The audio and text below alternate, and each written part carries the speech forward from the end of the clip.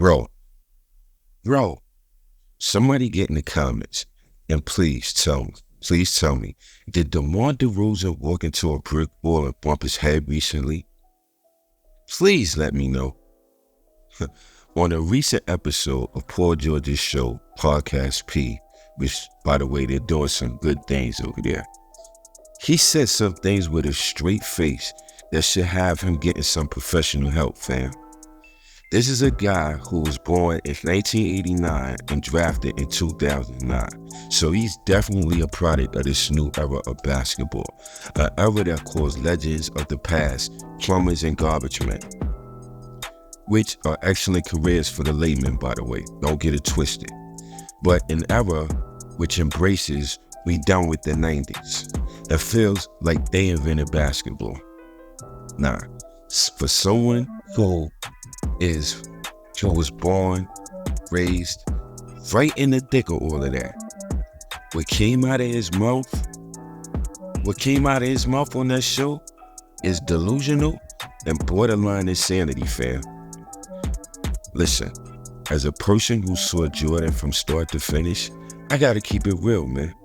Watching his Wizards run, it was painful. Painful, literally. Half the games, I didn't want to watch because it was like watching a Superman who can't fly, who can't deflect bullets, no heat vision, no x-ray vision, still above average than every other human being, but very, very vulnerable, like Wolverine having the ability to die. But there were days when you would watch Jordan at 40 on a bum knee, giving these new pups that work, that nasty work. And you would just sit back and shake your head and be like, damn, he could do that at 40? Smoking cigars, gambling all night. That's what he's doing? Nevertheless, yo, I hated his Wizard years. With that being said, DeMar DeRozan, NBA All-Star, who averaged about 25 a game the past 4 years, a walking bucket, king in the mid-range. You won't believe what he said about Jordan.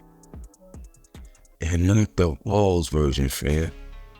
The Washington Wizards version. The version of Jordan that was the worst, that was the most disgusting. Listen, courtesy of the Podcast P Show, take a listen to what he had to say.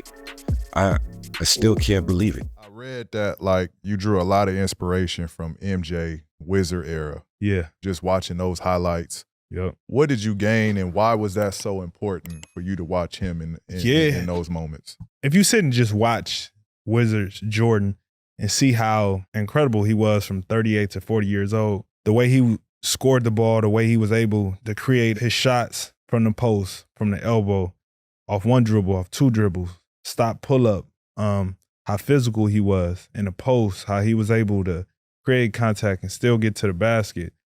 He wasn't athletic like he was, but still being able to, finish over guys. It was so incredible because it was such a master of art, how simple he just made the game. It's just playing off jab steps, pump fakes. And I used to watch every bit of Wizards Jordan because it was like, if he doing this at this age, let me figure out how to master and these things that he doing, because you don't see everybody doing it. Everybody want to do the dribble, double step back, all that. And it's like, nah, let me make the game simple and kill these spots and angles and using my body on a fadeaways, either shoulder. So that's one thing that I took from Wizards Mike, because he was incredible. If you really watch him, he was incredible, man. Yeah. On a bad knee. Right.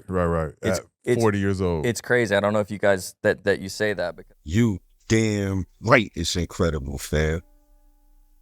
DeMar DeRozan, perennial all-star, just told us he elevated his own game because he studied the worst version of Michael Jordan. Let that marinate for a second, fam. Please. Let it sink into your mind. How many times have we heard analysts who are calling Bulls games say how DeRozan has perfected the Jordan mid-range game. Sort of like another great, Kawhi Leonard. And there's nothing the defenders can do to stop them. If you have a sharp basketball mind and you think about this, think about what people saw before the Wizards, fam. We saw a phenomenon of a player never seen before. Can you understand why it's difficult to get excited about the accomplishments of today's players when they can't reach the bar of what came before them? They say today's athletes are bigger, stronger, faster, and more skilled based on the theory of evolution. However, there are exceptions to every rule of thumb. They say the technology of pyramids came from ancient civilizations, and I find it amazing that scientists and historians alike are still trying to solve the mysteries thousands of years later. The legacy and accomplishments of Michael Jordan are the same, fam. It's 2025, and these dudes are still trying to crack the code and understand the science of Michael Jordan. It's too hard. Second, let's lower the bar and make a more attainable target. We're done with the 90s. But what say you, my intelligent viewers? Is DeRozan batshit crazy for not buying into the way these guys play now? Has he found a path to success through the study of the worst version of one Michael Jordan? Get in the comments and turn all the way up, fam. Like, share, subscribe. If this video made you think for a minute, only your voice will keep the truth vibrant. In your face hoops. Till the next video, be safe and God bless.